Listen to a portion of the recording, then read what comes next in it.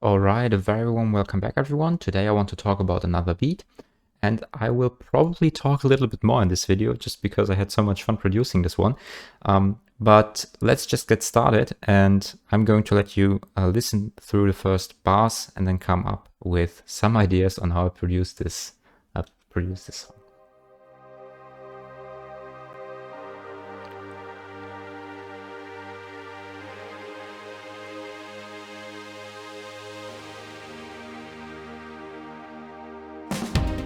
So what you first hear is that you have the impact with, of course, the kick drum and the snares, but this is not the important thing. You hear that we have a pad playing, and this pad is opening and closing some sort of filter. And this pad plays some harmonies, and these are the harmonies that are laid out on top of here. We are talking about those when we talk about the bass, but first let me just play back the song a little bit more so we can get in the whole arrangement up to this build-up. Now you also hear the bass and also some leads that are introducing more elements in the song. And now as we are in the build-up and the kick starts really to put the foot on the floor, we actually get a sense of what's going on in the arrangement. So first thing, we are going to talk about the harmonies here. So what we have is a U-bass, and you should probably put on headphones now if you want to listen to this more closely, because you can probably not hear this if you do have some small speakers. So what you see is that we have like these four harmonies. You have the C minor chord, G minor, A flat major, and E flat major. And what this essentially allows us to do is use notes of all of these chords in order to like lead into them. So what you see here is we have a C and we have the B flat after this when we move into the G minor chord, which is essentially this B flat would also be present in a C minor 7th chord. But in this case, every single blue note you see here is basically a note that comes from the chord after after this is played. So this B flat would be the 3rd of G minor. Then you have the E flat, which would be the 5th of A flat major in this case. And afterwards you have the B flat, which would be the 5th of E flat, right? And then after this, we go over to the C minor again, but in this case we do not use the 5th or the 3rd of C, because this is already present here. And if we use the G, we can also do this, but this is not. I wanted to change something, so in this case I went for the 4 of E flat, which is the A flat, and then we are going to lead into the C again. Right. So if I'm soloing this is what comes out of this.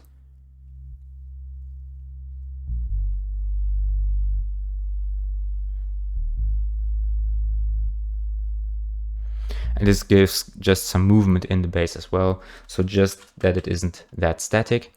And this is essentially what happens throughout the whole song. So we have this bass playing, and also we have some other basses. In this case, we have 4 at them at the same time. And the other bass pattern would be this one. So just jumping between all of these bass notes, in a sense that you have just two bass notes in the lower octave, and then you have 1 bass note in the higher octave. And this is just a pattern that goes on and on there. So now we can actually start talking about the drums. So you hear that and I mentioned this before, that we have the 4 on the floor kick here, which is this one, right? And we also have some fill-ins for the snare. But what you also hear, if you listen close, is this hi-hat. And this hi-hat is also a pattern that comes in and out. We have it in the chorus, and we have it out in the verse and the bridge. But what you hear is, and what you also see, is that you have some pronounced and non-pronounced aspects here. So if I zoom in closely, you have the pronounced aspect here, and you have the unpronounced thing here. But essentially, you get the feeling that you have like groups of 3 that are playing on top of each other. So if you listen closely, this is what comes out. So this is the solo, and if you now listen to this in the whole arrangement, what you would find is that you have like this tak tak tak tak ta. If I'm bringing this up again,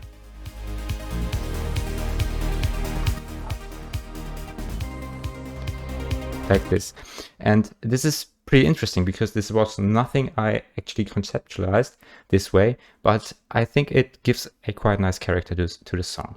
So afterwards, this is basically just the drum aspect. There is nothing more apart from the claps here and some changes in the snares later on, but this is basically how the drums work. And we have a piano that is playing the whole time, but just chords. And we see these chords again when we talk about the bridge, because this is something where these chords actually come out a little more and are not just like this fundament that you do not necessarily hear in the whole arrangement here.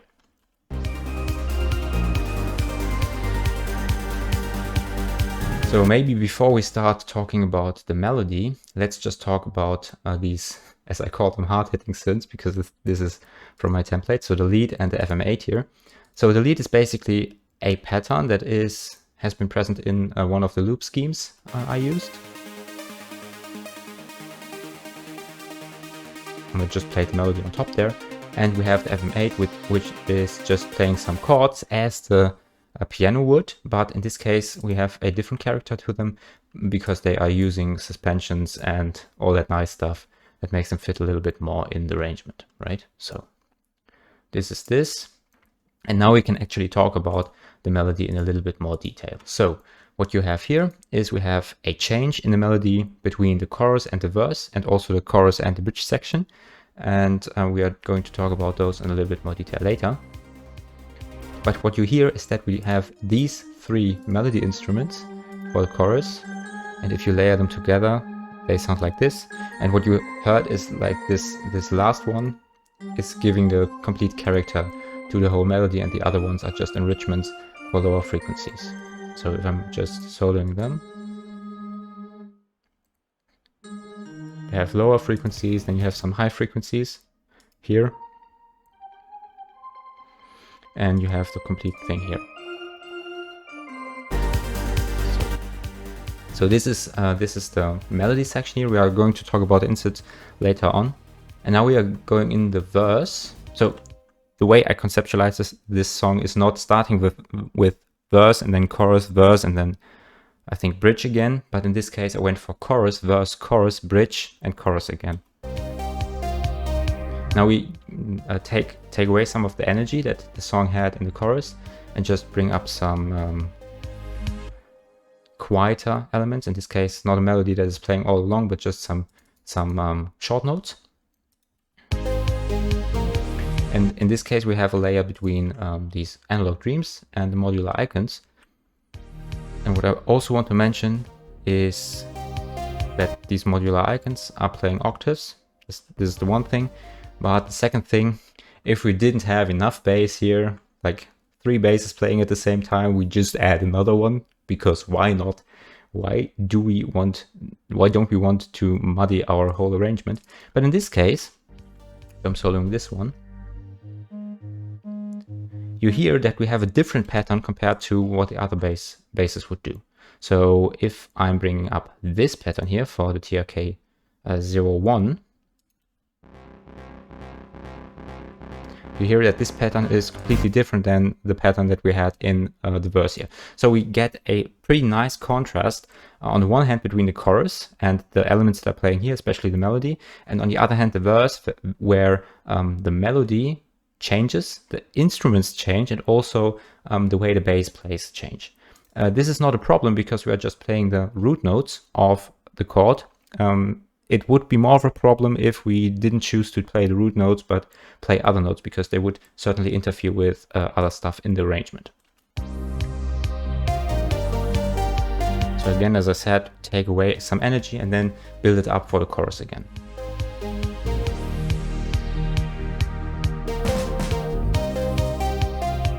Some fill-ins, and then go in the second chorus. Maybe I'm going to skip it to this one.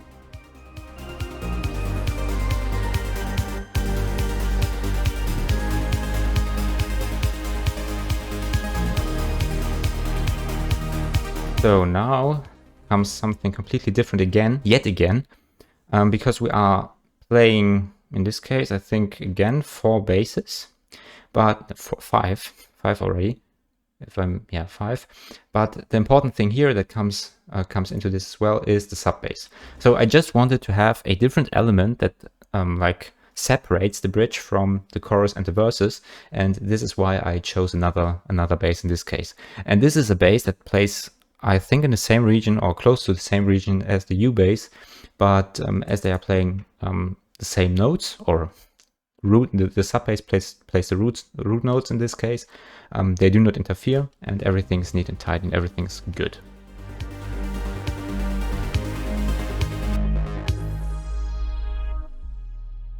And you do not hear this that much, just because it's mixed very quietly on one hand, and also the notes are pretty low.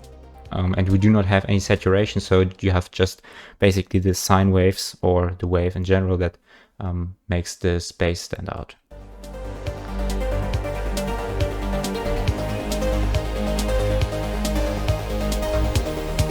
Now we climax. Yeah, you thought, right? You thought.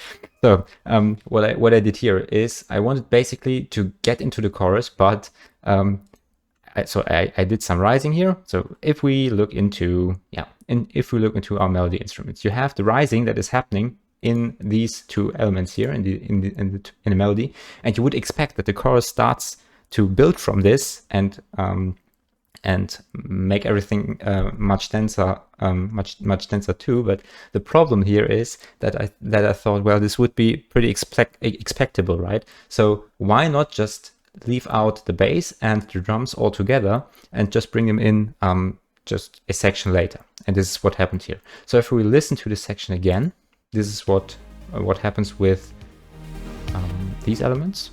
You can actually hear that the filter's opening.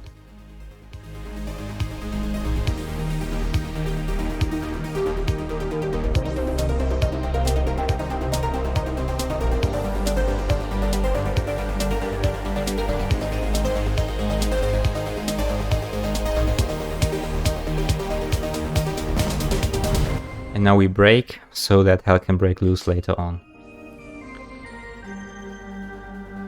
Pads are out, bass is out, drums are out, and now comes the fill in to bring the drums back in and also the bass. And the really nice thing is you heard on the piano here,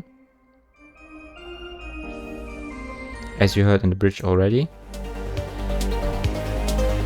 But it starts to come out really well in the chorus section here. And what you hear is that we have a different snare, or a so to say snare here, which is actually changing when we go into the chorus now, in the second chorus here. Just so we have some more impacts going on.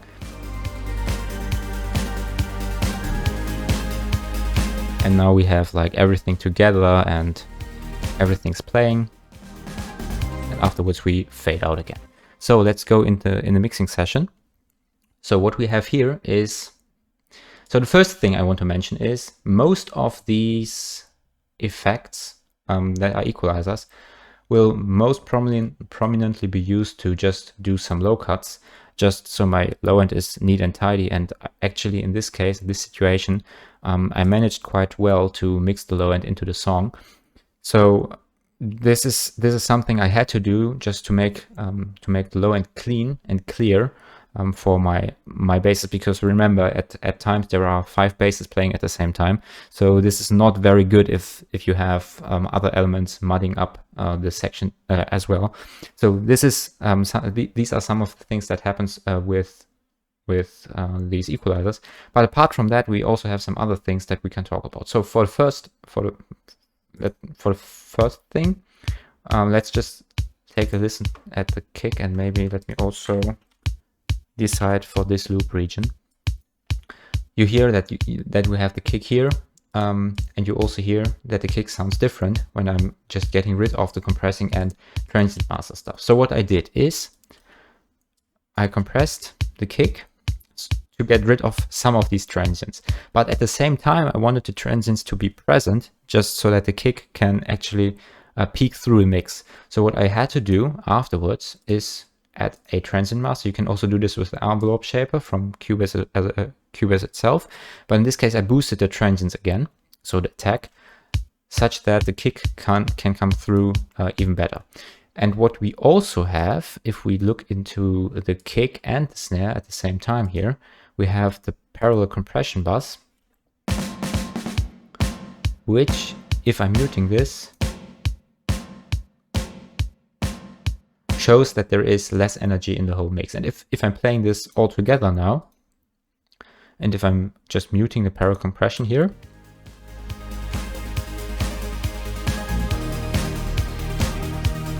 we hear that with the parallel compression, kick and snare come into the arrangement much more fully and can be heard pretty well, or better than they would before without the parallel compression. So this is a technique that I had to use in order to make the kick stand out at all times. And we also use the kick in this sidechain trigger in order to duck the bass, but we are going to get into this in just a few seconds. Apart from this, there's not that much happening here. Some compression for some snares here. In this case, with some presets that the Fab filter compressor has. And we also have a compression for other parts of this arrangement. What I should mention for the hi-hat and for the clap is that we have a stereo delay here, which is emulating the Haas effect. So you just make the signal a little bit wider here. And this is also true for the clap. This is the exact same parameters, just made a little bit more narrow. And also for these things, we have to compress them a little bit more. They are not panned as of right now because they are lowered in volume and therefore do not occupy, do not need to stand out in a way that they would need to be louder or better hearable. So I do not need to pan them. And for the sidechain trigger, there is a equalizer on there, but this does not do anything. And then we have the bass region, which is basically where the whole essence of this mix is laying in. Especially when you look at the U-bass, we have quite a distinctive amount of elements here, so you have some saturation. But the problem with this with this saturation here is that the U-bass, as you see here in the frequency spectrum, is not playing that prominently after, and I know this is like 200 Hertz. So this makes the saturation as a whole not that prominent in the whole arrangement. And you cannot even hear this. So what I had to do is layer this up with the high frequency bass and apply saturation there. So in order to make these higher frequencies of the same region, of the same voicing or voice hearable in the higher frequencies as well.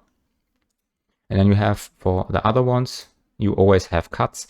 In this case, you have a cut for the standard bass pattern, in this case at 30 Hertz. Then we have a cut for the sub bass at 20 Hertz, because this one is also playing around 10 Hertz and I do not want this.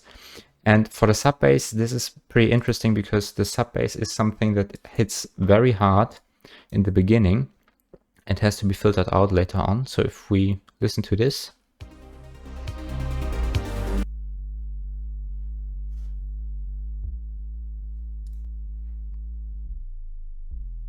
you hear this click in the beginning, and to get rid of this a little bit, I had to apply Transient Master and lower the attack here.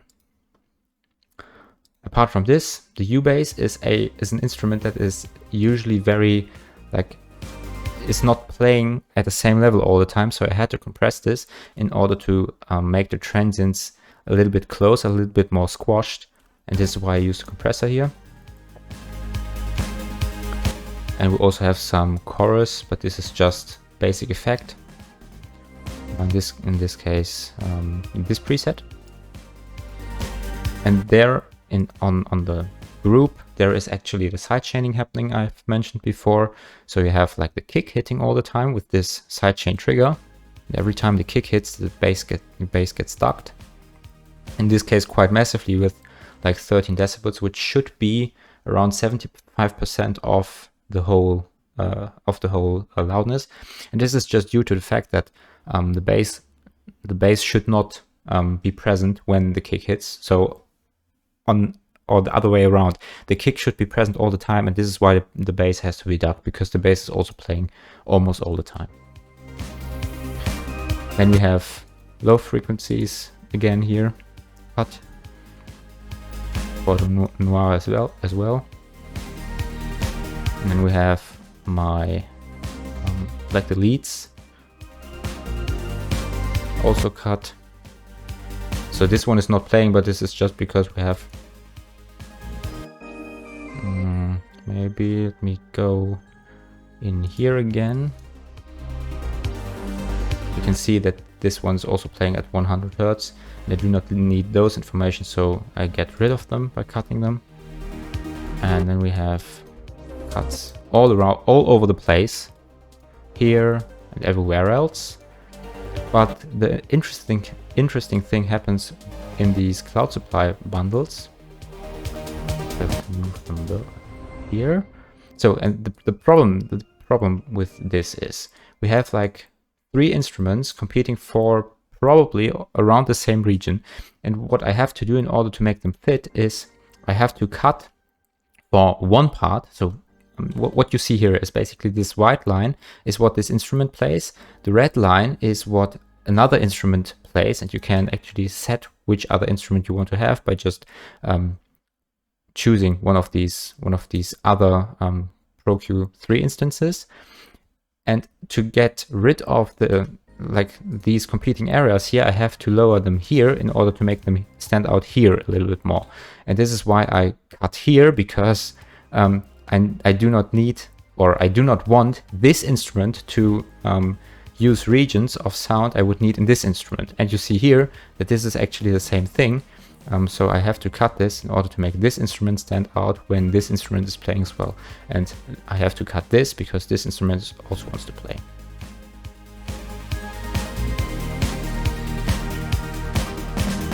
Yeah, exactly. And this is also, so we have for the lead synthesizer, we have a cut and also some boosting of the side image, just to make this a little bit more wider, yeah.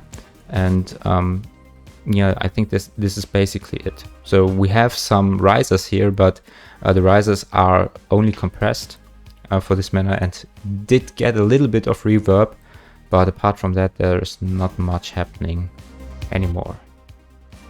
Yeah, I think this concludes this arrangement, and I'm going to let you listen to the last few bars, and I'm going to fade out then. In any case, I'm going to see you in the next one, and until then, stay safe and healthy.